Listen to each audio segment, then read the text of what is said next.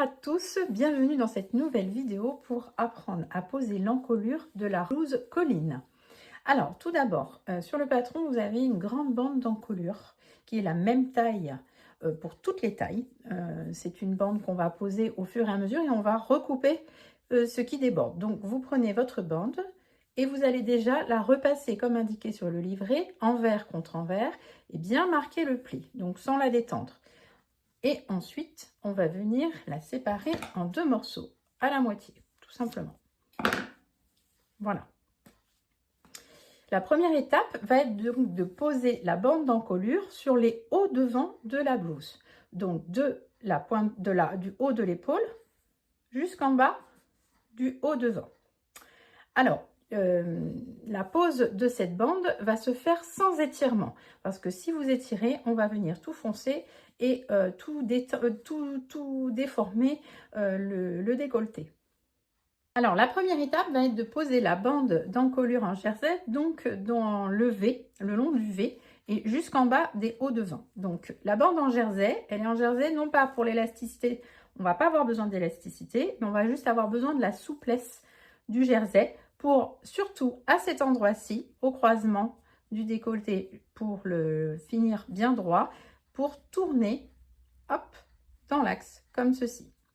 Et il ne faudra pas tirer, parce que si vous tirez, hop, vous aurez quelque chose de foncé et quelque chose de beaucoup moins joli. Donc pour ça, on épingle notre bande d'encolure dans le V soigneusement, le long. Et ici, donc à 1 cm, donc de la marge de couture, elle est de 1 cm. Vous voyez ici, là, ici, je viens la dessiner de l'autre côté. On voit qu'ici, il y a un point de croisement. Un petit point de croisement. Et donc, c'est à cet endroit qu'on devra planter l'aiguille de notre machine et ensuite tourner sans tirer, tout simplement, et terminer tout le long la couture jusqu'en bas. On se retrouve après cette piqûre. J'ai piqué les deux côtés, ici, le long, sans étirer. Donc, c'est pour ça qu'ici, on voit que le tissu se plie légèrement. Et on va venir ici inciser pour donner un peu plus de souplesse. Donc, je vais faire la même chose de l'autre côté. Voilà. Et là, on va venir repasser notre travail avant de surfiler et de passer à la surjeteuse. Donc, c'est pour ça que c'est important de faire l'étape d'abord couture machine et après surjeteuse ou surfilage au point zigzag. Comme ça, vous avez le temps de vérifier que tout est bien aligné, que ce n'est pas froncé, etc. Je passe au repassage et je vous montre. Voici ce que ça donne une fois repassé. Donc, voilà. Donc, vraiment, il faut bien insister, le repassage. C'est vraiment ultra important. Et ensuite, on va pouvoir venir recouper le reste de la bande qui déborde si on est satisfait de notre montage. Maintenant, on passe au surfilage des marges de couture ou au surjetage. Donc, soit surjeteuse, soit point zigzag. Et puis, on se retrouve pour la suite. Et surjeter donc tout le long. Hop, ça ne gêne en rien le petit cran qui reste formé. Et j'ai continué mon surjet. Voilà, je vais pouvoir le placer comme il faut. Et là, je vais prendre le devant droit. Alors, quand on dit devant droit, c'est aux portées du vêtement. Devant droit sur devant gauche. Je vais les superposer pour que la petite patte ici, où se situera les boutons, donc il y a une petite croisure, ça se superpose complètement. Et donc, vous avez, si vous avez bien respecté les marges de couture, il vous reste 1,5 cm à cet endroit-ci. Donc là, vous allez pouvoir les épingler et les fixer pour faire la suite. Et on va venir maintenir le tout par une petite piqûre juste en bas, ici dans la marge de couture. L'étape suivante est tout simplement d'assembler les hauts devant avec les bas devant. Grâce au repère, vous avez des petits crans à faire coïncider.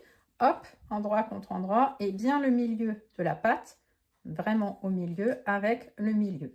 Donc, on épingle bien, on pique et on surfile ensuite.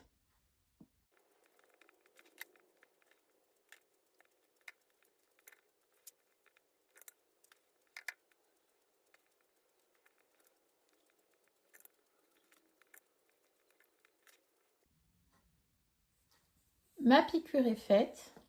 J'ai repassé. En général, je recommence le repassage sur l'envers pour bien marquer l'arrondi ici.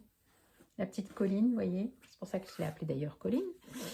Ces petites découpes toutes douces. Donc, et vous couchez la marge de couture vers le bas.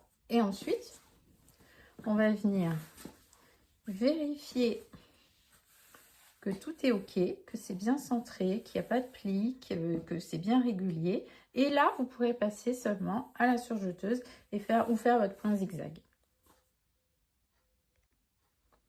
Voilà qui est fait. On va pouvoir passer au reste de l'encolure.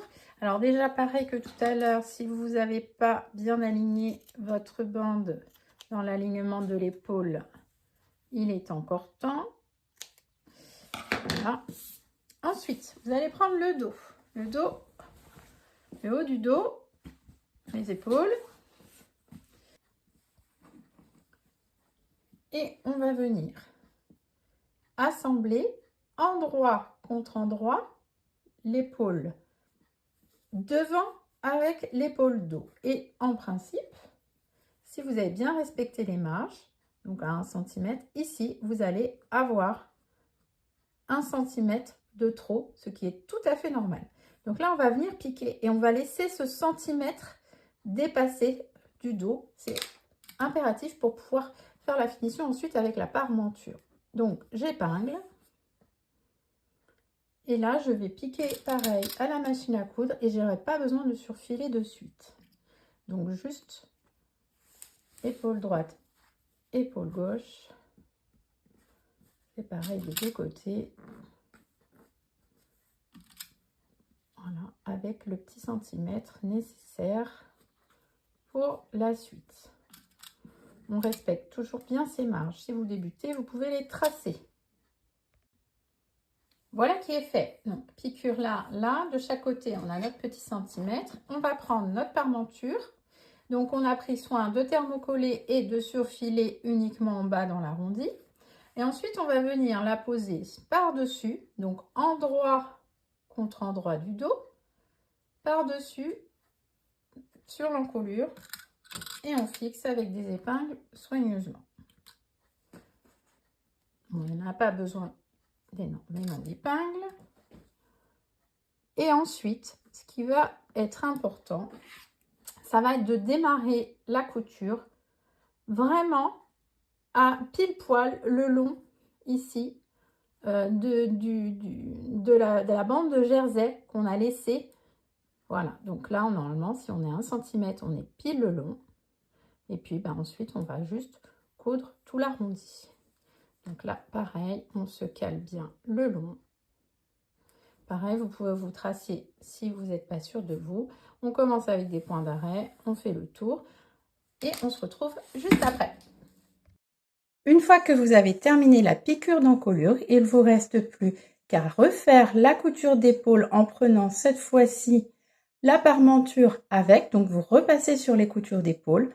Ensuite, vous allez surfiler les épaules, cranter les angles, cranter tout l'arrondi et il ne vous restera plus qu'à retourner et qu'à repasser pour être bien aligné.